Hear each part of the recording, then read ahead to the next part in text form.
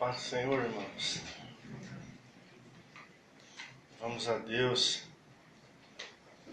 pela misericórdia, graça que Ele tem tratado a nossa vida, que com certeza é a única razão, de estarmos aqui na presença dEle nesta hora. Nós vamos abrir a palavra de Deus, nós vamos pedir ao Senhor que nos ajude. Ele, a sua providência, ministra no nosso coração a sua bendita e eterna palavra, e que o poder de vida que há nela traga, para a nossa vida aquilo que o nosso Pai em Cristo Jesus tem dispensado para os seus filhos e deseja muito ver isso realmente, formado em cada um daqueles que têm invocado o Senhor Jesus. Bom, nós vamos, a partir de hoje,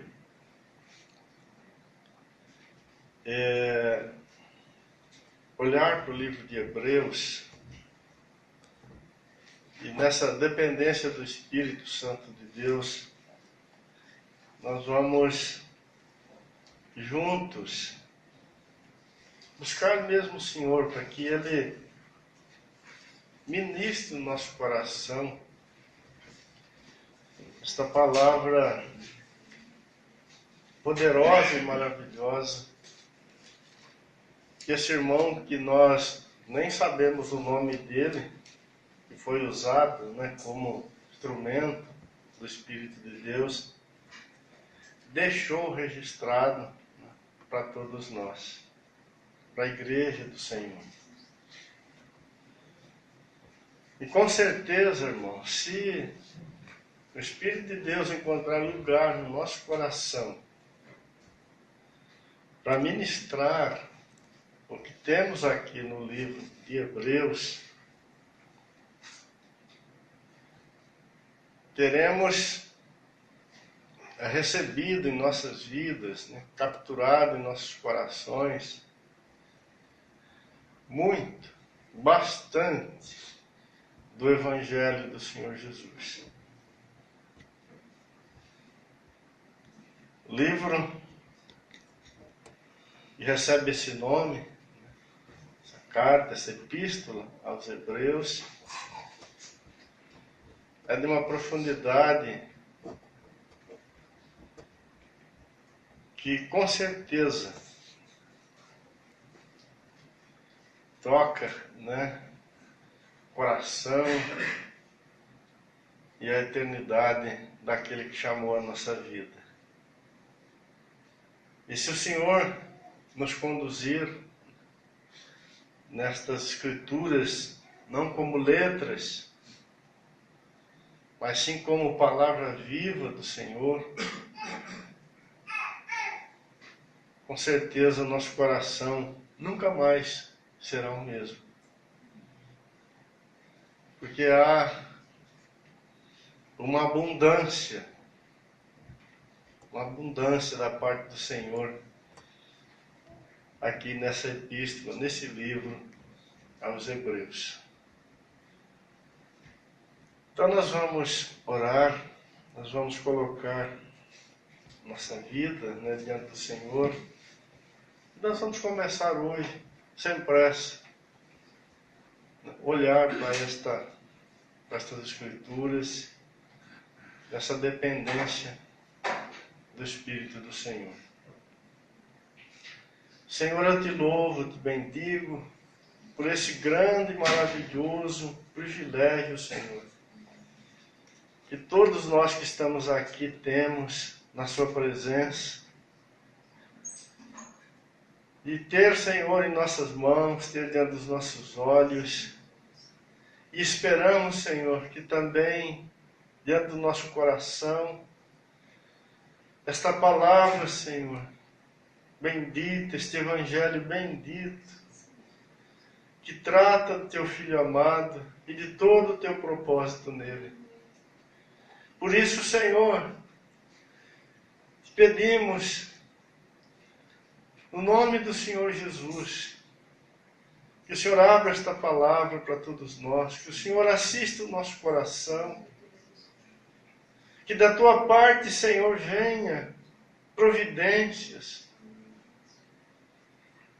para que aquilo que o Senhor colocou nesta epístola, Senhor, neste livro, como palavra viva, não seja mais para nós um mistério, um segredo, mas se torne, Senhor, a nossa experiência, a nossa mesa diante de Ti. Que os nossos olhos, Senhor, sejam abertos para esta palavra eterna. Que o nosso coração, Senhor, seja visitado pelo poder que há nela. E que o Senhor alcance em nós, em cada um de nós, em nosso meio, aquilo que o Senhor tem desejado desde antes da fundação do mundo. Socorre, Senhor, nossas mentes, nossa alma, Senhor. Traz quietude para cada um de nós que está aqui. Ajude, Senhor, a nossa atenção. Somos tão distraídos. Precisamos do teu socorro, Senhor, para que a tua palavra seja recebida, Senhor, seja vista por nós. Que a tua promessa, Senhor, de nos ensinar e de nos conduzir a Cristo se cumpra, Senhor, em nossas vidas. Oh, Senhor, que seja assim, Senhor. Que o teu socorro, Senhor, assista a cada um de nós para ouvir e também para falar. Somos todos vasos de barro. Sem o Senhor, sem o agir do Senhor, não podemos. Por isso, declaramos a nossa dependência e a nossa confiança em Ti, Senhor. No nome de Jesus. Amém.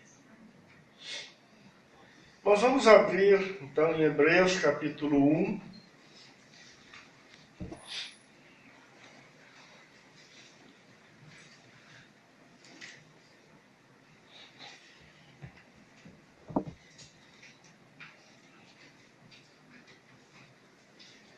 Hebreus, capítulo 1.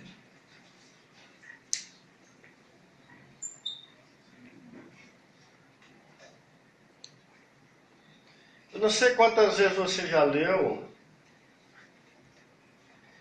a epístola aos Hebreus, mas quando eu leio este livro, nessa epístola, a impressão que eu tenho é que o autor, que o Espírito de Deus usou aqui,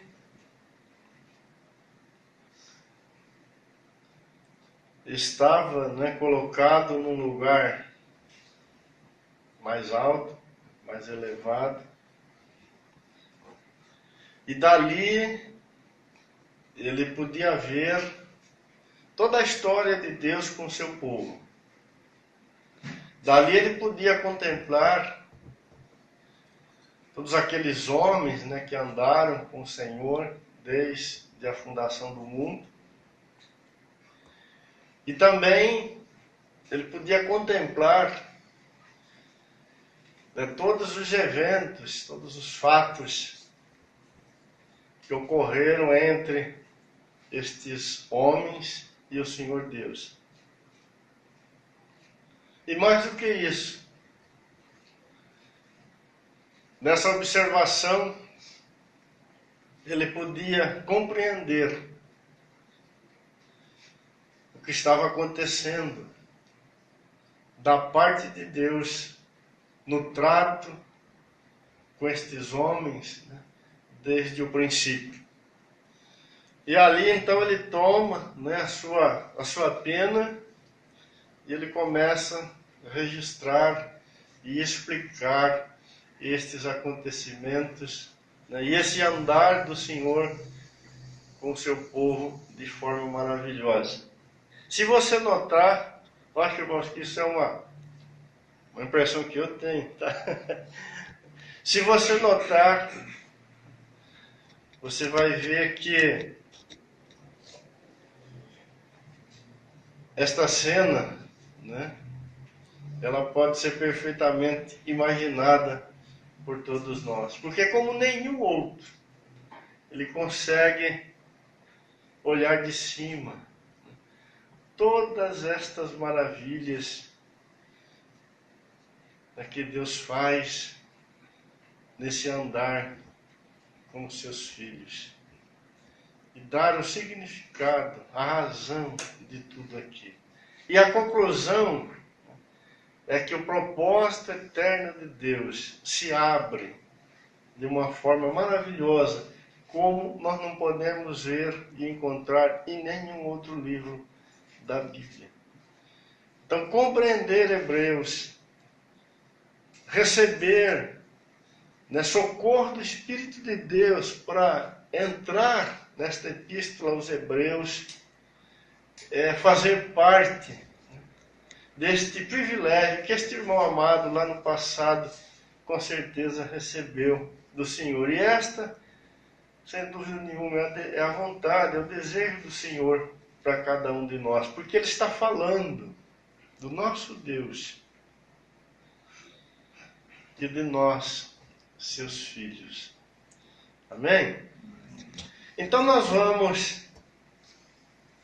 vamos olhar aí capítulo 1, né, versículo 1 e 2, inicialmente, que diz assim: havendo Deus outrora falado muitas vezes e de muitas maneiras aos pais pelos profetas, nestes últimos dias nos falou pelo Filho, a quem constituiu herdeiro de todas as coisas, pelo qual também fez o universo.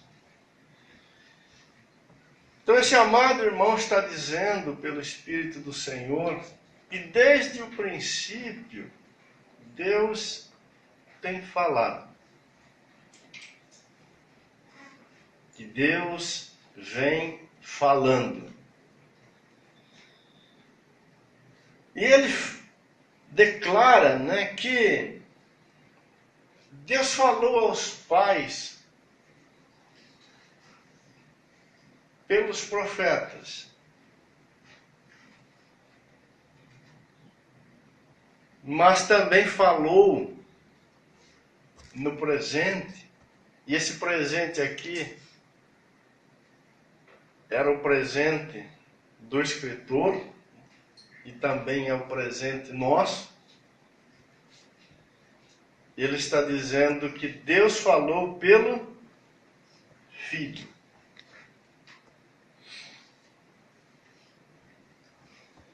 Deus falou. Deus tem falado. No passado ele falou pelos profetas, mas agora ele falou pelo Filho. Irmãos,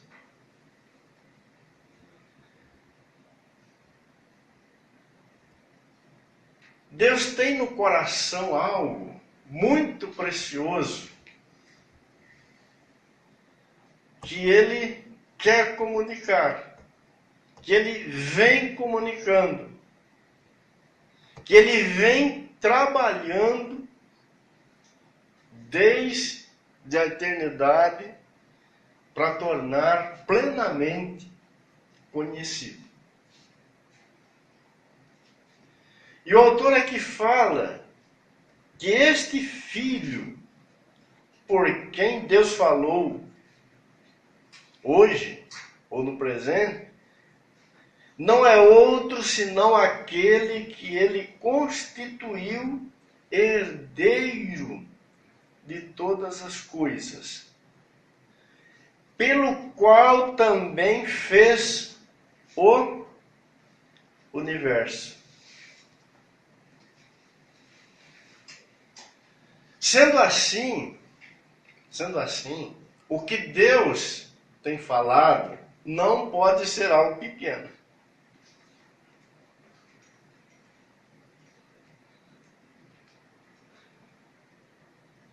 No passado ele usou muitos profetas. Mas no presente ele falou pelo Filho.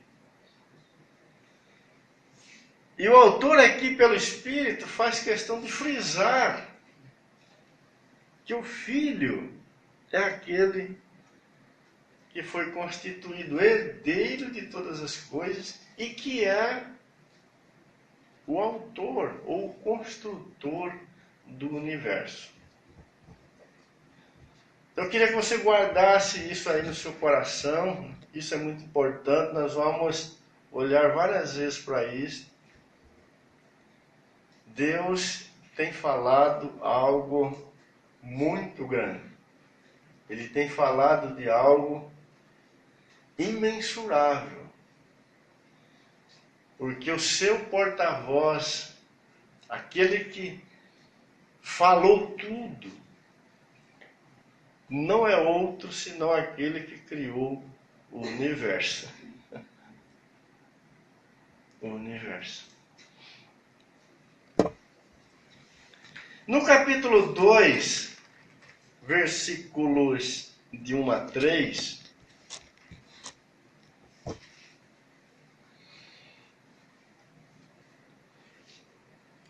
o autor diz assim: por esta razão importa que nos apeguemos com mais firmeza às verdades ouvidas, para que delas jamais nos desviemos.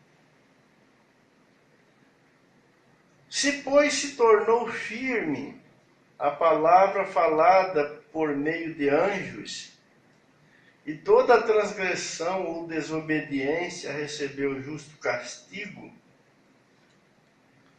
como escaparemos nós se negligenciarmos tão grande salvação, a qual, tendo sido anunciada inicialmente pelo Senhor, foi-nos depois confirmada pelos que a ouviram, dando Deus testemunho, juntamente com eles, por sinais, prodígios e vários milagres, e por distribuições do Espírito Santo, segundo a sua vontade.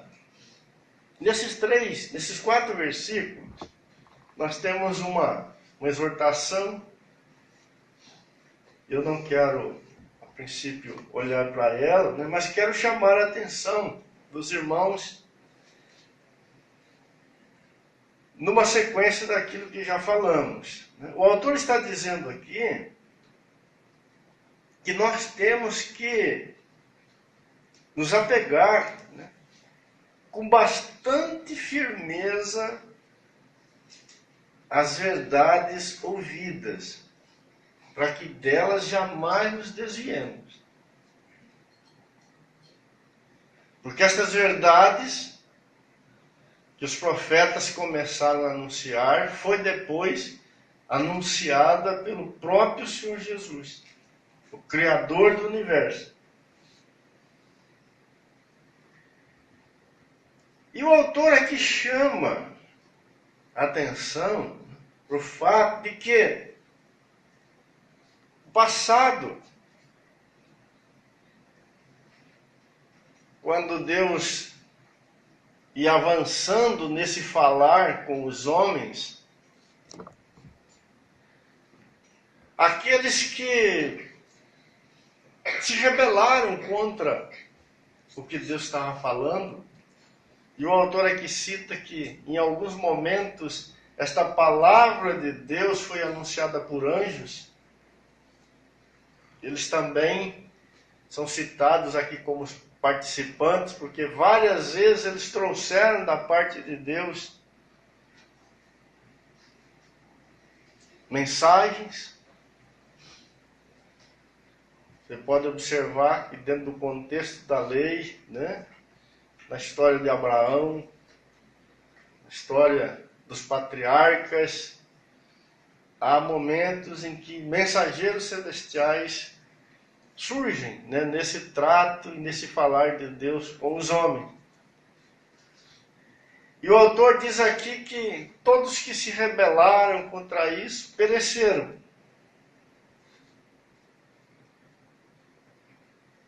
E no versículo 4, ele está dizendo que o Senhor, né, nos tem falado, e o próprio Deus tem dado testemunho.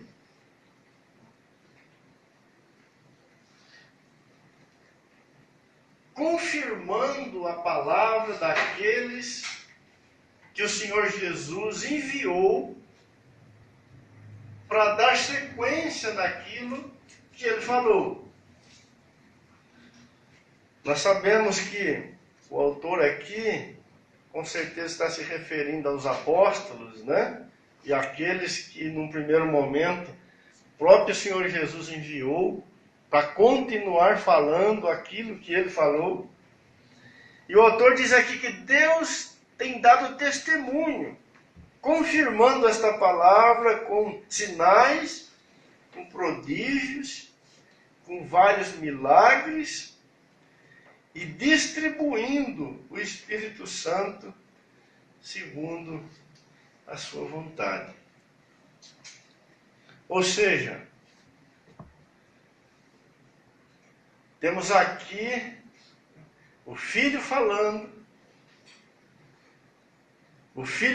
através de seus mensageiros, Deus confirmando o falar desses mensageiros, o Espírito de Deus participando disto, sendo derramado sobre isto, porque o que Deus tem falado é algo de grande valor.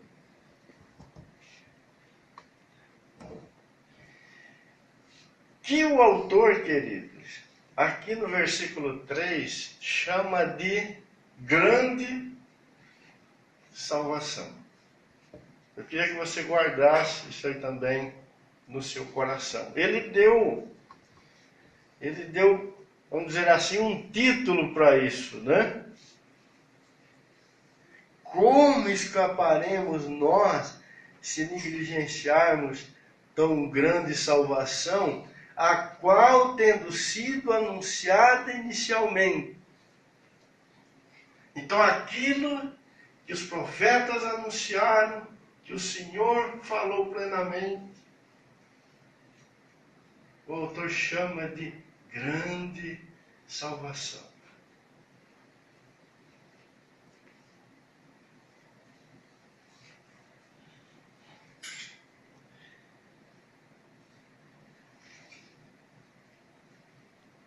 O que seria isso, irmãos?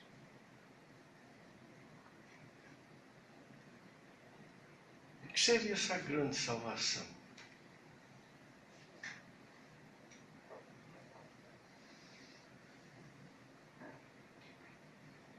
Eu queria olhar com vocês, ainda no capítulo 1, do versículo 2 até o 14. Nós vamos ter aí a introdução,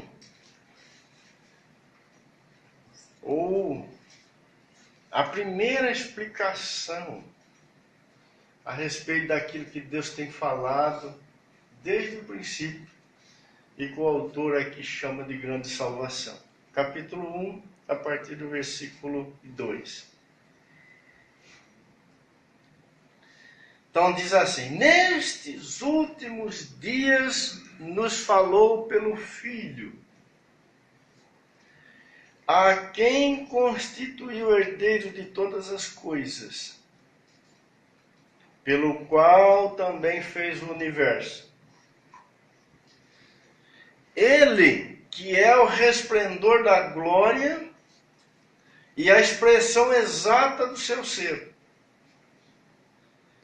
É Ele que sustenta ou tem sustentado todas as coisas pela palavra do seu poder. Depois de ter feito a purificação dos pecados, assentou-se à direita da majestade nas alturas, tendo se tornado tão superior aos anjos, quanto herdou mais excelente nome do que eles. Pois a qual dos anjos disse jamais? Presta atenção nisso. Deus tem falado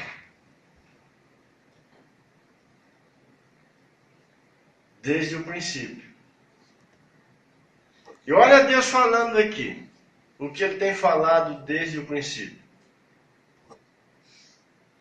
Tu és meu filho, eu hoje te gerei. Isso está como uma pergunta, né? O autor pergunta, pois a qual dos anjos disse jamais? Tu és meu filho e eu hoje te gerei. E outra vez, eu lhe serei pai e ele me será filho.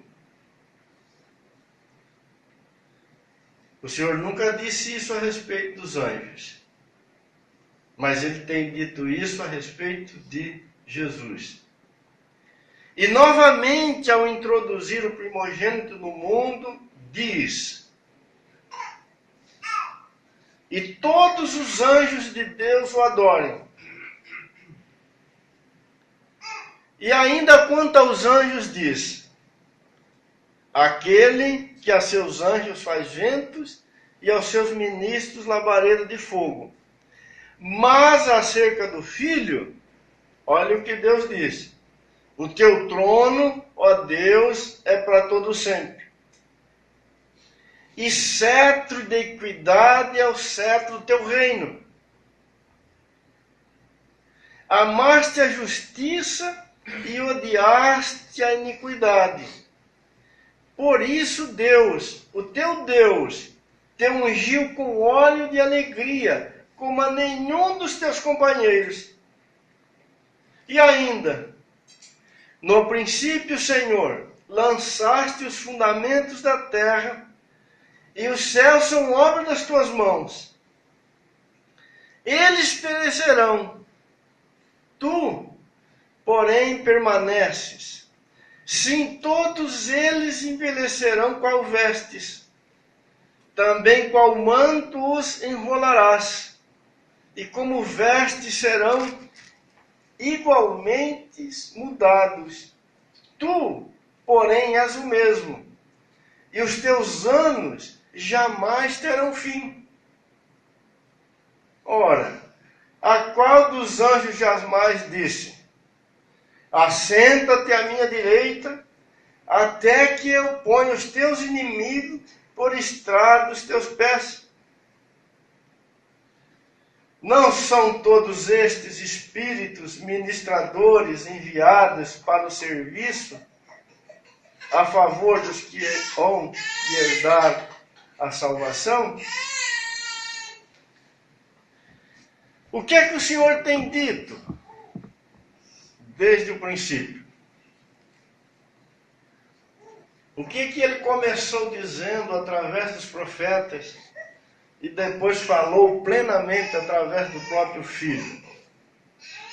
Todas estas coisas que nós acabamos de ler aqui, referentes ao Senhor Jesus.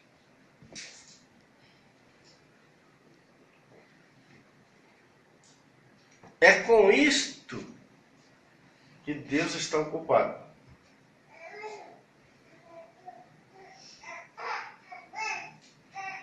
Irmãos, isso é maravilhoso.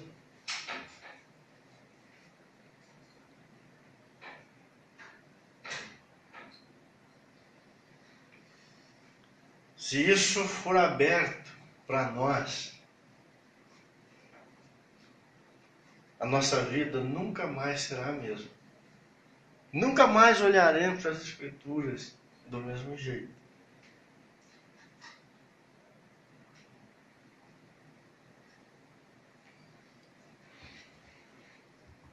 Nós temos aqui o propósito eterno de Deus em Cristo Jesus, nosso Senhor.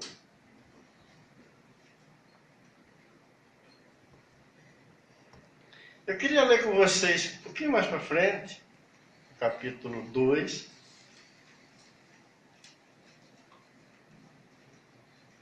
A partir do versículo 5.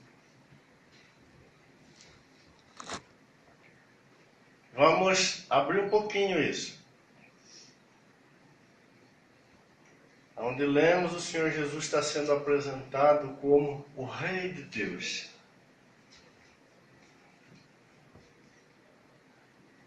Aquele que tem um trono eterno, que é o herdeiro eterno de todas as coisas. 2, a partir do versículo 5, diz assim: Pois não foi a anjos que sujeitou o mundo que há de vir, sobre o qual estamos falando. Bom,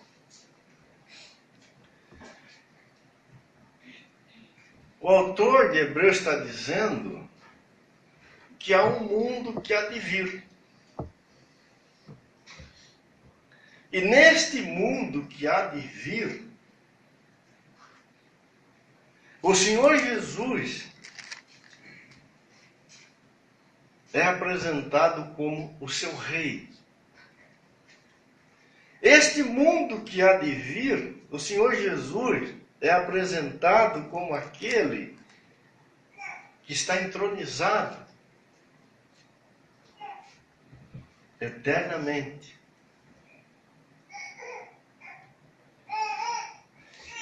Neste mundo que há de vir,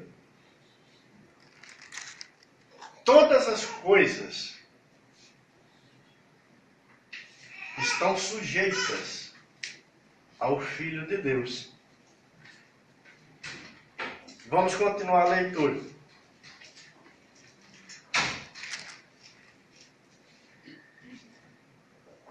Antes, verso 6, alguém em certo lugar deu pleno testemunho dizendo: Quem é o homem que dele te lembres?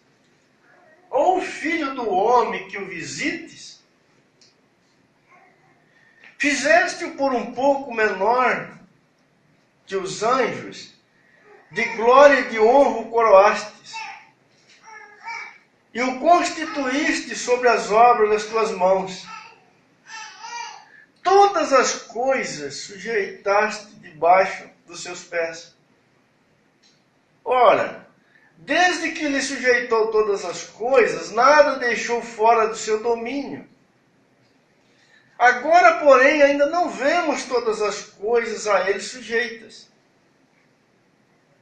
Vemos, todavia, aquele que por um pouco, tendo sido feito menor do que os anjos, Jesus, por causa do sofrimento da morte, foi coroado de glória e de honra, para que pela graça de Deus provasse a morte por todo homem. Porque convinha que aquele, por cuja causa e por quem todas as coisas existem, conduzindo muitos filhos à glória, aperfeiçoasse por meio de sofrimento o autor da salvação deles. Pois tanto que justifica ou que santifica, como os que são santificados, todos vêm de um só. Por isso é que ele não se envergonha de lhes chamar irmãos, dizendo: A meus irmãos declararei o teu nome.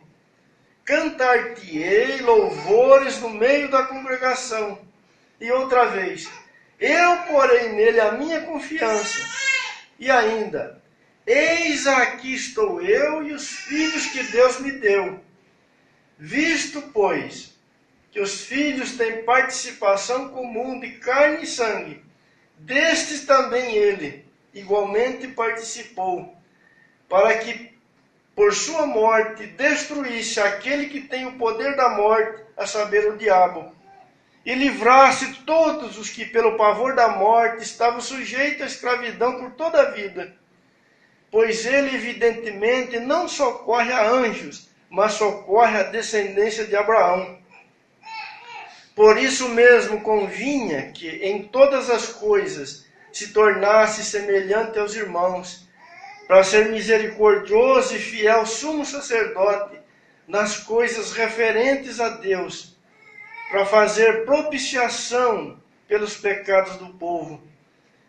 Pois aquilo que ele sofreu, tendo sido tentado, é poderoso para socorrer os que são tentados. Amém. Irmãos, o que é esse mundo que há de vir?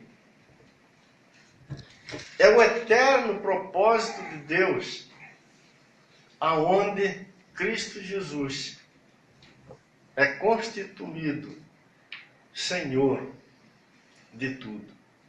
E não só isso, mas Ele é constituído Senhor de tudo e de todos, e reina juntamente com o seu povo.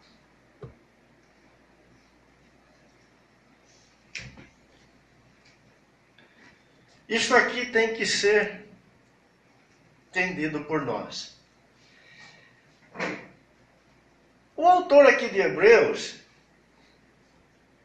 no versículo 6 e 7, ele está citando o Salmo número 8, versículo 4 e 6. Se você quiser dar uma conferidinha, pode abrir lá.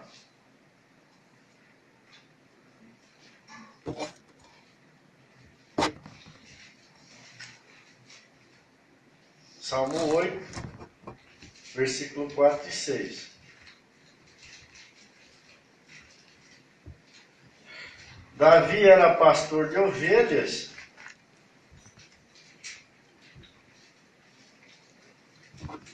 e muitas noites ele passava no campo, cuidando das ovelhas. E com certeza numa bela noite, de céu estrelado, de lua cheia, sozinho, deve ter ficado olhando para cima, e rascunhado aí o Salmo de número 8. E veja o que ele escreveu. Vamos ler a partir do versículo 1. Ó Senhor, Senhor nosso, quão magnífico em toda a terra é o seu nome. Pois expuseste nos céus a tua majestade. Da boca de pequeninos e crianças de peito suscitaste força por causa dos teus adversários, para fazeres emudecer o inimigo e o vingador. Quando contemplo os teus céus, obra dos teus dedos, e a lua e as estrelas que estabelecestes, que é o homem que dele te lembres, e o filho do homem que o visite? Fizeste-o, no entanto, um pouco menor. Na minha versão aqui diz um pouco menor do que Deus, mas tem outras traduções que diz um pouco menor do que anjos, como fala o autor de Hebreus. De glória e de honra o coroaste, deste-lhe domínio sobre as obras da tua mão, e sobre os teus pés tudo lhe puseste.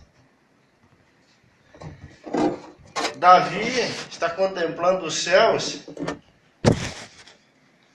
falando destas palavras, mas com certeza ele deveria ter na sua mente Gênesis capítulo 1, a partir do versículo 26, quando Deus cria o homem. O que está escrito lá? Façamos o homem a nossa imagem e semelhança, e domine ele.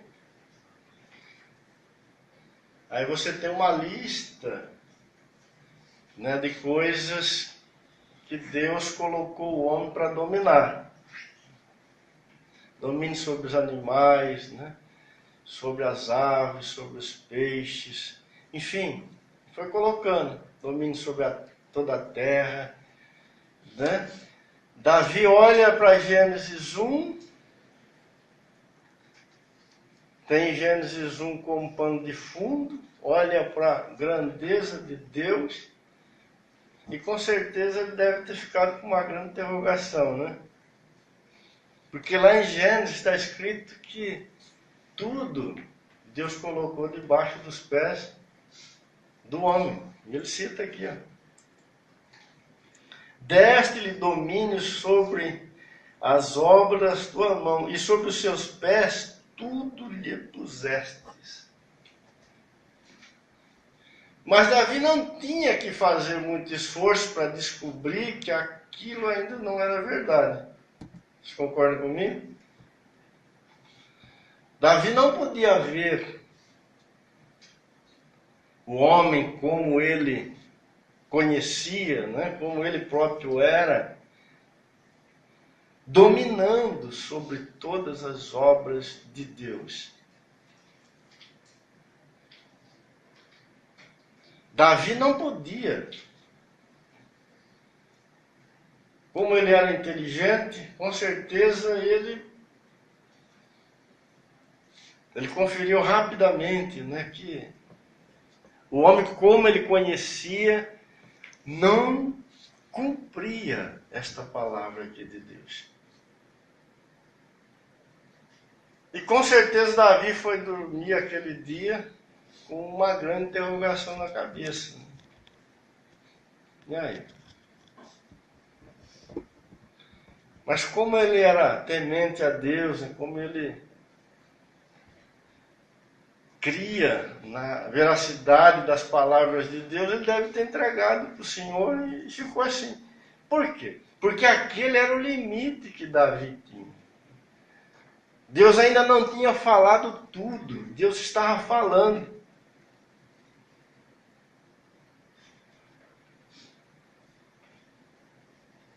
Mas quando chegamos aqui em Hebreus, irmãos, 2, nós descobrimos que aquele homem que Deus mencionou lá no Jardim do Éden, que dominaria sobre todas as obras das suas mãos, não era Adão. Adão era só uma sombra dele.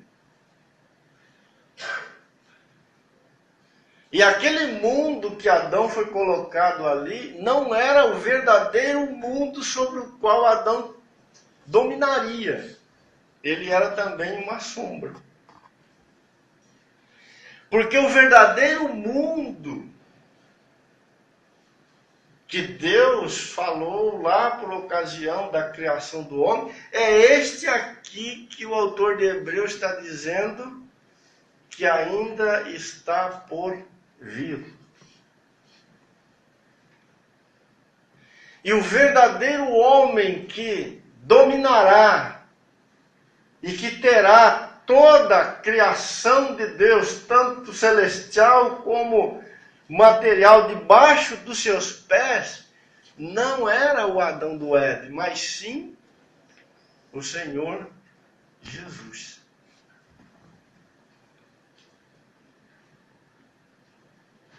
Mas isso ficou encoberto. E Deus gradativamente veio falando isto, veio contando isto. E Ele só mostrou isto em plenitude através do próprio Filho, do próprio homem que seria o Senhor de todas as coisas.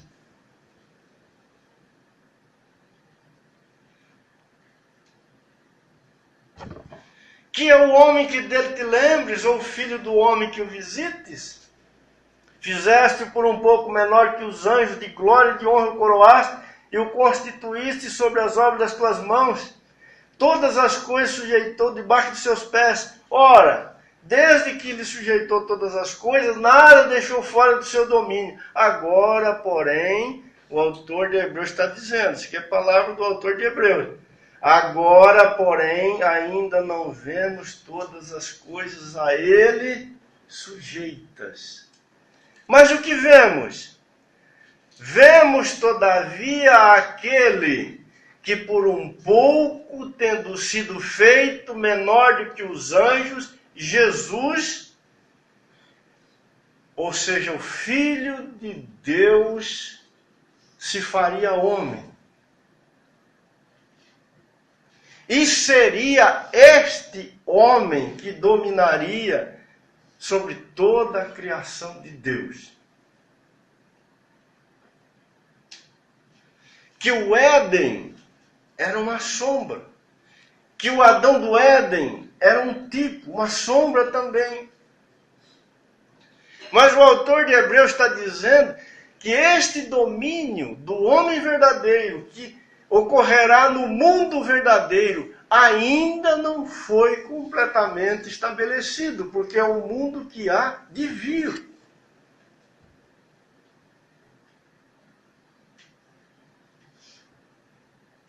Mas anunciado em plenitude aqui no capítulo 1. Tu és meu filho, eu hoje te gerei. Eu lhe serei pai, ele me será filho. Todos os anjos o adorarão. O teu trono, ó Deus, é para todo sempre. Cetro de equidade é o cetro do teu reino. Amaste a justiça e odiaste a iniquidade. Por isso o teu Deus, te ungiu com óleo de alegria, como a nenhum dos teus companheiros. No princípio, Senhor, lançaste os fundamentos da terra, e os céus são obra das tuas mãos. Eles perecerão. Tu, porém, permaneces, sim, todos eles envelhecerão como vestes. Também qual manto os enrolarás, e como vestes serão igualmente mudados. Tu, porém, és o mesmo, e os teus anos jamais terão fim. A qual dos anjos jamais disse, assenta-te à minha direita, até que eu ponha os teus inimigos por estrado dos teus pés. Este é o Senhor de tudo e de todos. Esse é o que tem domínio sobre céus e terra. É dele que o Pai vem falando desde o princípio pelos profetas. E que nos últimos dias falou por ele mesmo. Porque ele foi constituído herdeiro de todas as coisas.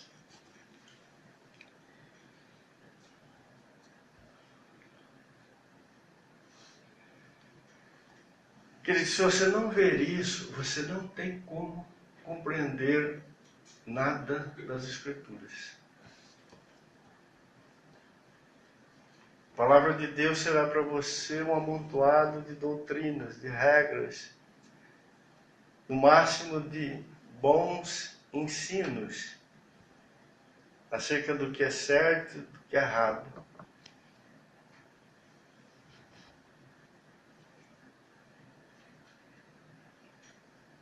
Mas graças a Deus que o Espírito do Senhor foi derramado sobre aqueles que Ele tem chamado, para que eles possam ver isto daqui.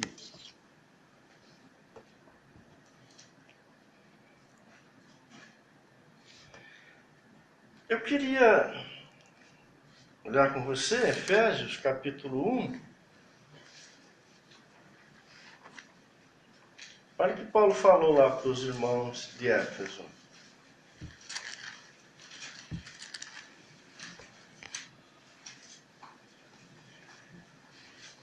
versículo de 20 ao 23.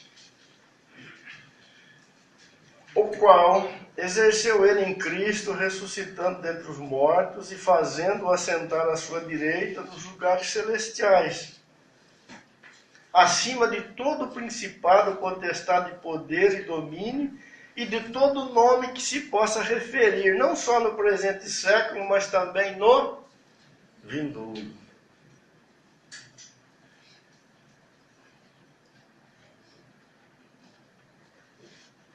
E pôs todas as coisas debaixo dos pés. E para ser o cabeça sobre todas as coisas, ele foi posto. E Paulo ainda diz, e diz algo maravilhoso aqui. Aí ele diz que esse foi posto sobre todas as coisas, para ser cabeça de todas as coisas, foi dado a quem? A igreja.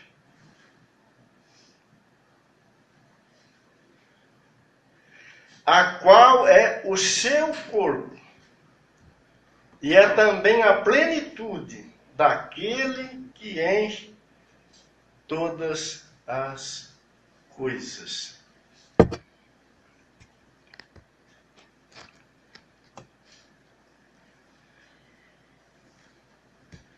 Observe, irmãos,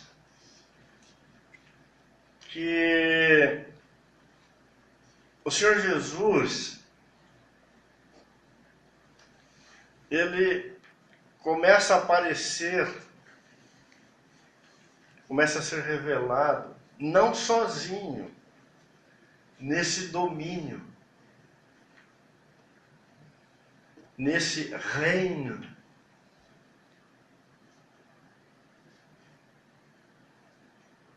E nós louvamos a Deus por isso. Porque aqui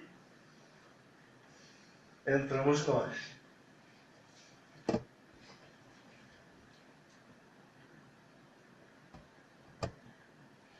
Aqui em Hebreus, onde lemos, o autor fala que por causa do que Jesus precisou fazer,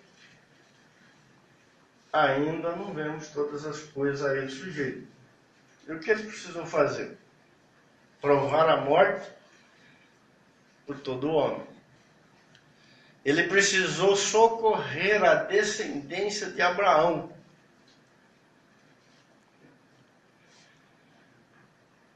Porque Deus tem falado desde o princípio que Jesus não estaria sozinho nesse mundo vindouro que temos aqui em Hebreus sendo revelado a todos nós. Mas ele estaria ali, estará ali com o seu povo. E esse é o nosso chamado, irmão.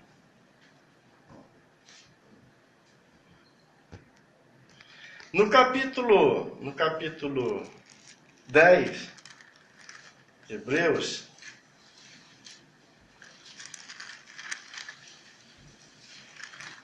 versículo 12.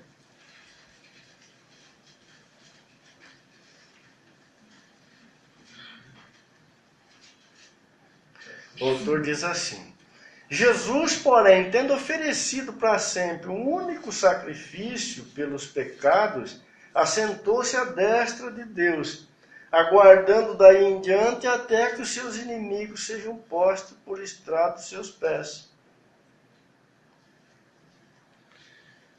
Então ele venceu, está sentado à destra de Deus, até que todos os seus inimigos sejam colocados por estrados dos seus pés.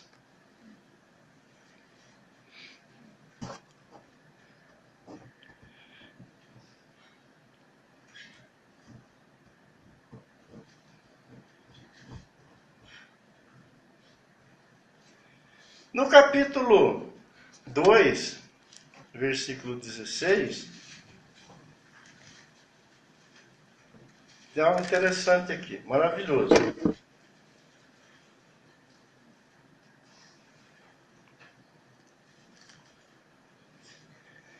fala que o Senhor, ele precisou socorrer a descendência de Abraão.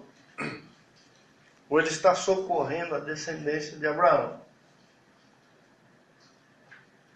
Porque esse seu reinado eterno, ou esse propósito eterno que Deus estabeleceu desde a eternidade em Cristo Jesus,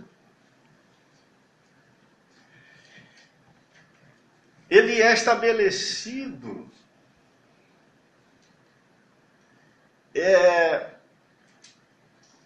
levando, né, para dentro dele a descendência de Abraão. Porque Deus fez essa promessa a Abraão.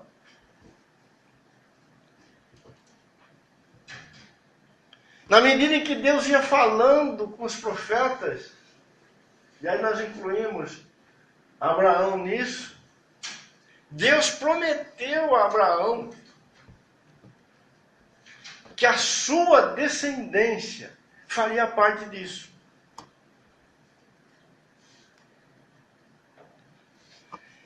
Por isso que aqui no capítulo 2, quero que você volte aí, né? A partir do verso 9, diz assim: vemos todavia aquele que por um pouco, tendo sido feito menor que os anjos, Jesus, por causa do sofrimento, da morte, foi coroado de glória e de honra, para que pela graça de Deus provasse a morte por todo homem.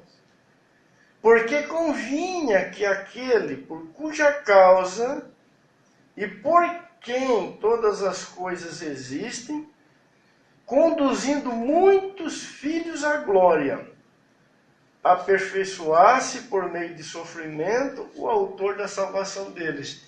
Então o autor está dizendo que o Senhor Jesus não entraria nessa glória dele sozinho, mas ele levaria consigo muitos outros, que é chamado aqui de muitos filhos, que lá no versículo 16 é chamado de descendência de Abraão. Só que, por causa do pecado,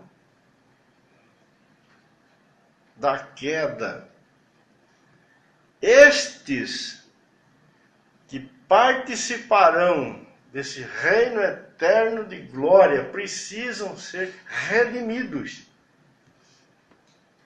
Precisam ser resgatados. Precisam ser trazidos de volta à comunhão com Deus, porque se tornaram pecadores.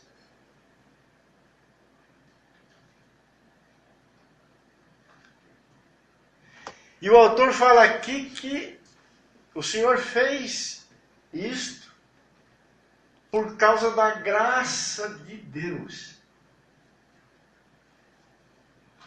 Se você for lá para Efésios capítulo 1, ler os primeiros versículos, né, você vai ter ali Paulo falando destas mesmas coisas.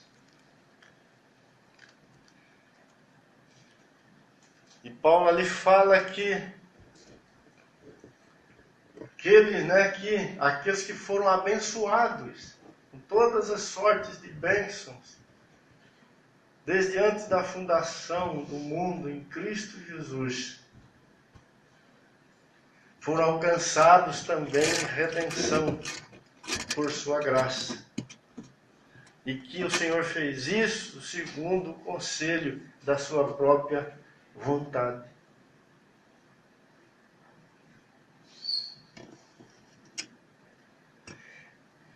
Estes filhos, esta descendência de Abraão,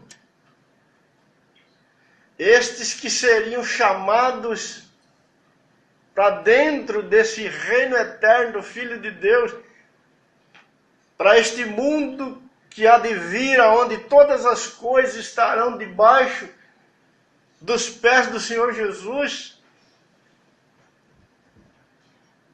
os que são trazidos por graça e por redenção.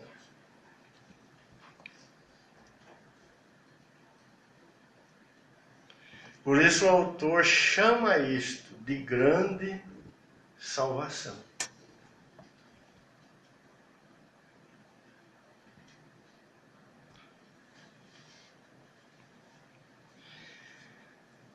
Irmãos, em Lucas, eu quero abrir um pouquinho essa questão para os irmãos.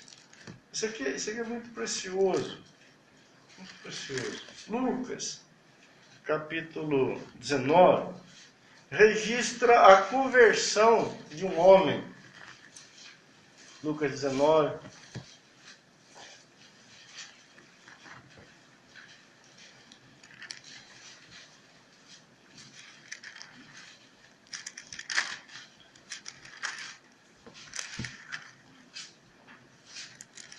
Conversão de Zaqueu. Nós não vamos ler toda a história dele, questão de tempo, que era tido ali em Israel como um pecador, né? Um homem, um cobrador de impostos, odiado por todos. Mas um dia ele demonstra grande interesse por conhecer o Senhor Jesus, Filho de Deus.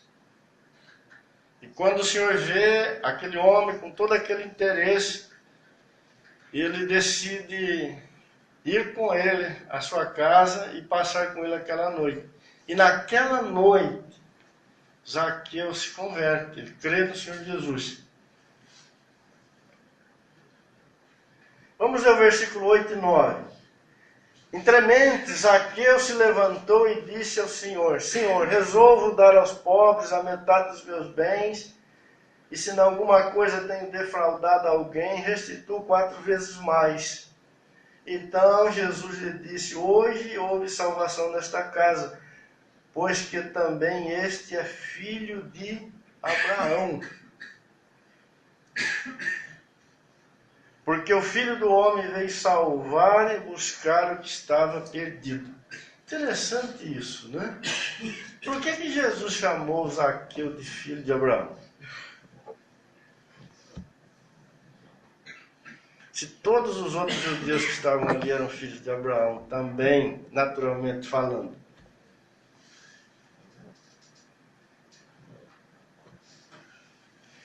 Paulo, mais tarde, ele vai explicar isso. Ele vai mostrar. O Espírito de Deus vai usar a vida de Paulo para mostrar com muita precisão quem é a descendência de Abraão que o Senhor Jesus socorre. Quem é a descendência de Abraão que fará parte ou que estará no Filho de Deus neste mundo vindouro, onde todas as coisas estarão debaixo dos pés do Senhor? Mas Zaqueu foi chamado de filho de Abraão. Filho de Abraão. No capítulo 9 de Romanos, nós temos Paulo explicando isso. Vamos lá para o capítulo 9 de Romanos.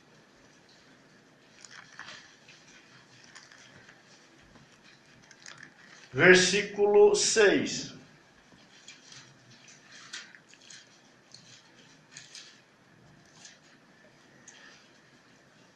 Romanos 9, 6. E não pensamos que a palavra de Deus haja falhado, porque nem todos os de Israel são de fato israelitas.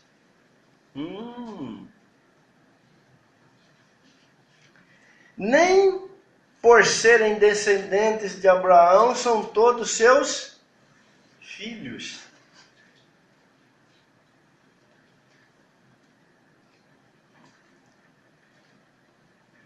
Em Isaque será chamada a sua descendência.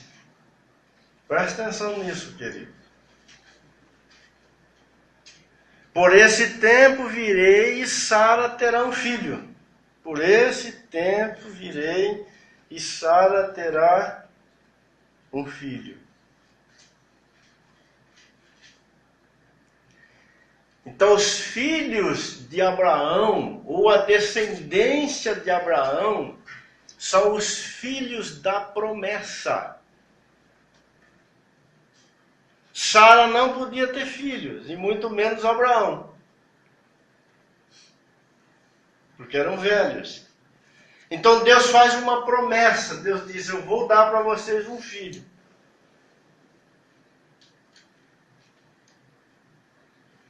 E eles tiveram esse filho. Mas eles tinham plena certeza que aquele filho era um milagre.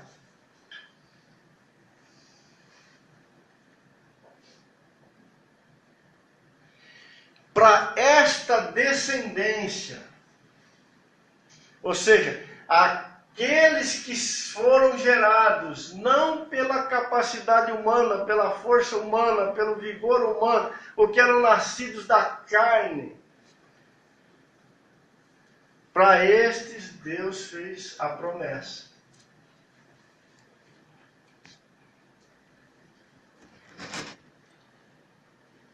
No versículo, ainda aí de Romanos, no versículo 22,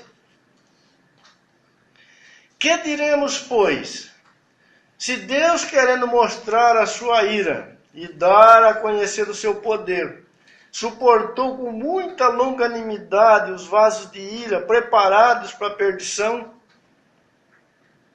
a fim de que também desse a conhecer a riqueza da sua glória em vasos de misericórdias, que para glória preparou de antemão, os quais somos nós, a quem também chamou, não só dentre os judeus, mas também dentre os gentios. Assim como também diz Oséias: chamarei povo meu aos que não era meu povo, e amada a que não era amada. E no lugar em que lhes disse: vós não sois meu povo, ali mesmo serão chamados filhos de Deus.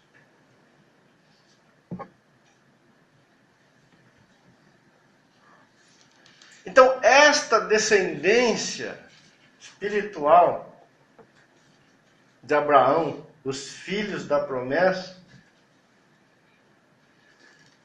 não está restrita ao povo de Israel, ao ambiente lá de Israel. Porque Deus mostrou, e Paulo está interpretando aqui, né, versículo 24, ele diz: somos nós a quem Deus chamou, e não só dentre os judeus, mas também dentre os gentios.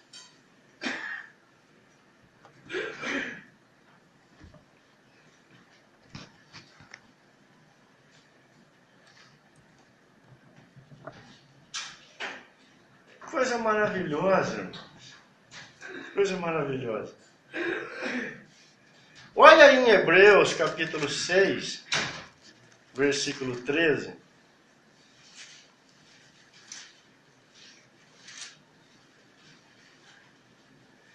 Pois quando Deus fez a promessa a Abraão, que promessa?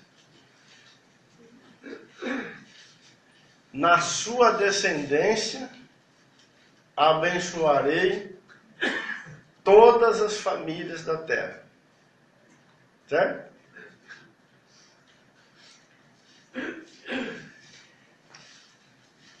Quem é essa descendência? Os que nascem de Isaac, porque Isaac é filho da promessa. Então, quando Deus faz a promessa a Abraão, visto que não tinha ninguém superior por quem jurar, jurou a si mesmo dizendo: certamente te abençoarei e te multiplicarei. Então Deus prometeu a Abraão que multiplicaria essa descendência, filhos desta promessa. E ele diz que todas as famílias da terra seriam abençoadas. Paulo interpreta isso e diz: bom, então Deus chamou estes filhos não só entre os gentios, mas entre os judeus, mas entre os gentios também.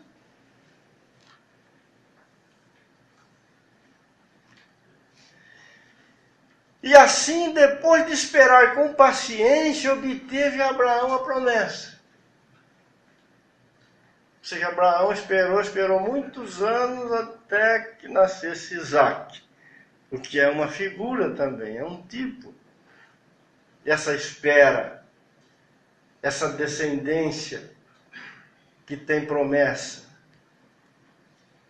Pois os homens juram pelo que lhe é superior, e o juramento serve de garantia para eles, e é o fim de toda contenda.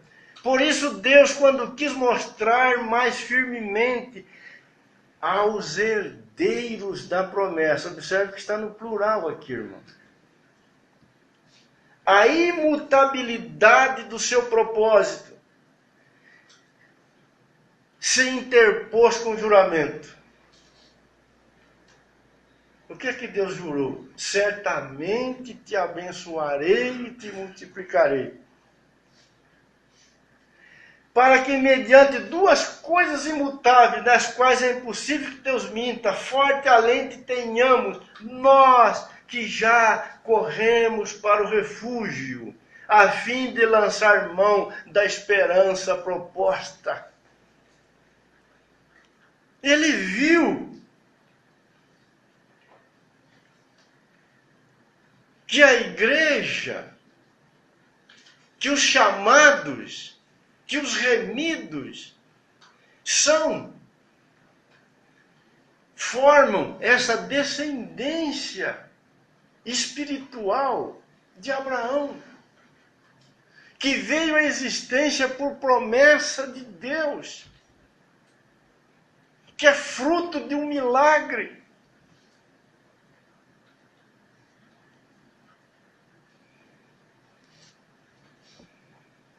A qual temos, ou seja, a esperança proposta, a qual temos por âncora da alma, segura e firme, que penetra além do véu, onde Jesus, como precursor, entrou por nós. Aleluia.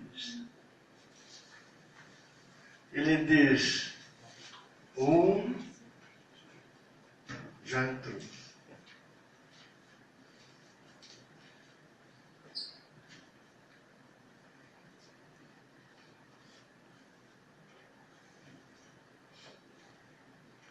E ao entrar, se torna sumo sacerdote, segundo a ordem de Melquisedeque. Isso nós vamos ver numa outra ocasião, porque aquele que entra primeiro, ou o primeiro dessa descendência, vai ser o grande sumo sacerdote, para socorrer os que virão depois.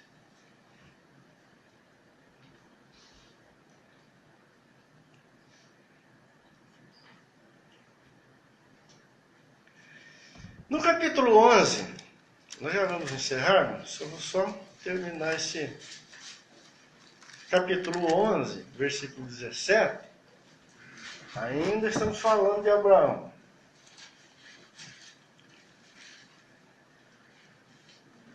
Onze, 17.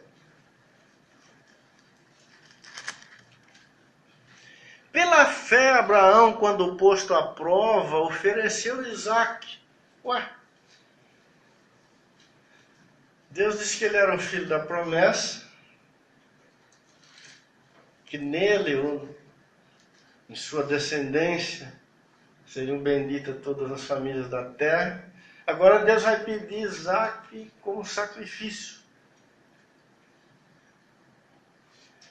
Pela fé, Abraão, quando posto à prova, ofereceu Isaque. E estava mesmo para sacrificar o seu unigênito, aquele que acolheu alegremente as promessas. Nele estavam as promessas. A quem se tinha dito, em Isaque será chamada a sua descendência. Por que Abraão fez isso? Porque considerou que Deus era poderoso até para ressuscitá-lo dentre os mortos, de onde também figuradamente o recobrou.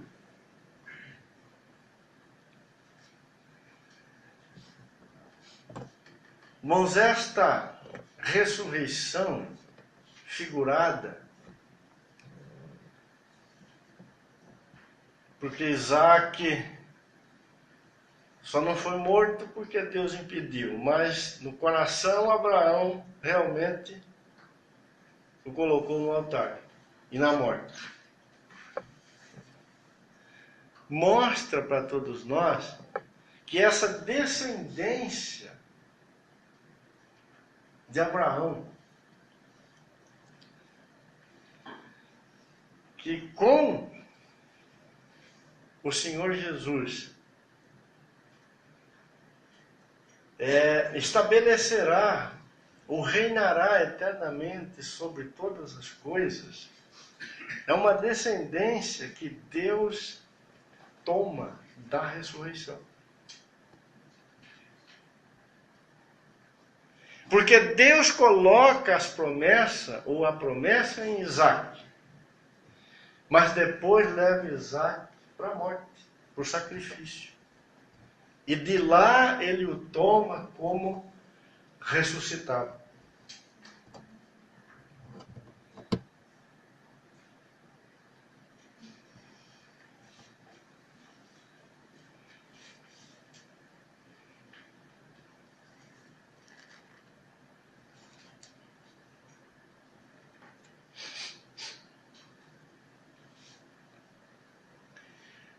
Capítulo 2, versículo 14, e nós vamos parar aqui. Visto, pois, que os filhos têm participação comum de carne e sangue, também ele igualmente participou, para que por sua morte destruísse aquele que tem o poder da morte, a saber, o diabo.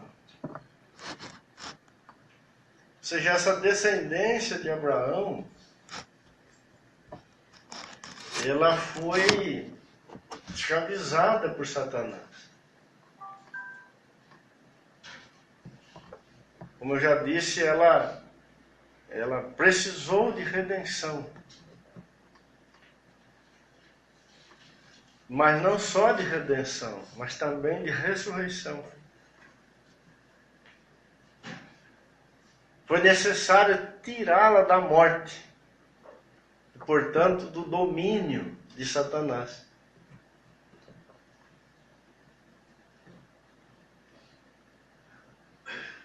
E a estes,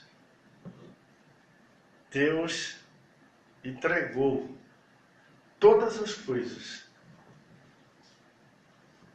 para que, como corpo desse cabeça exaltado, reine eternamente para a glória de Deus.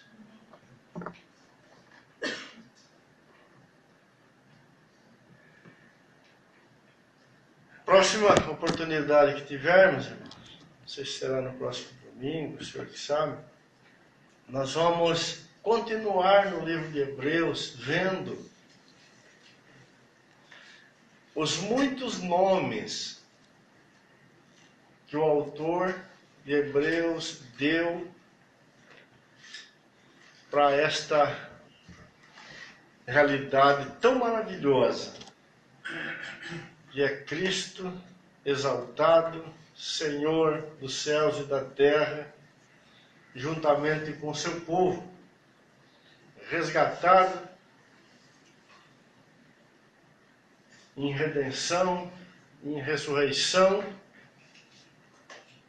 como herdeiros de Abraão, a quem Deus fez promessas, e fez essa promessa com juramento. E nós vamos encontrar muitos nomes que o autor deu a isso. E várias palavras de exortação, chamando a igreja, ou estes filhos, para que não recuem, para que não desviem desse propósito, para que não saiam dele. Porque a história de Deus com seu povo está toda marcada por aqueles que disseram sim e por aqueles que disseram não. Por aqueles que não quiseram isso, que viraram as costas para isso. mas por tantos outros que contemplaram o que Deus estava fazendo e se comprometeram e abraçaram com tanto amor e com tanta fé esta obra maravilhosa, que este mundo não era mais digno deles, porque foram homens que essa visão arrebatou por completo. Fez deles cidadãos dos céus. E as suas vidas se tornaram um testemunho na terra. E lá no capítulo 11, começo do capítulo 12, está escrito que uma nuvem deles, né? Um grupo grande deles, são colocados diante de nós como um grande desafio. Chamando os de hoje para que andem no caminho que eles andaram. E esse é o testemunho, irmãos, que nós podemos dar.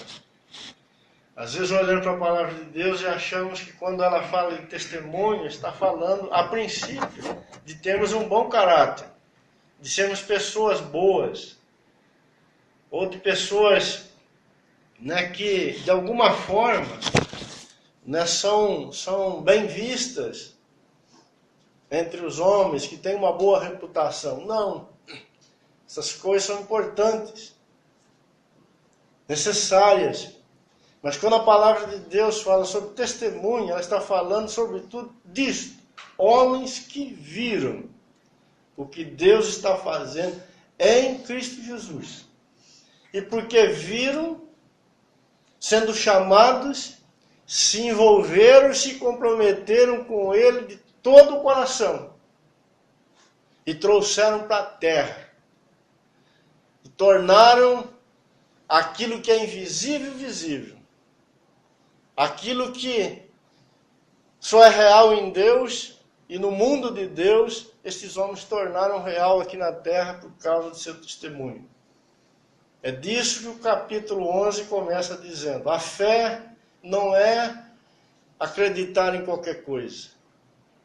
A fé é considerar isto real no Senhor.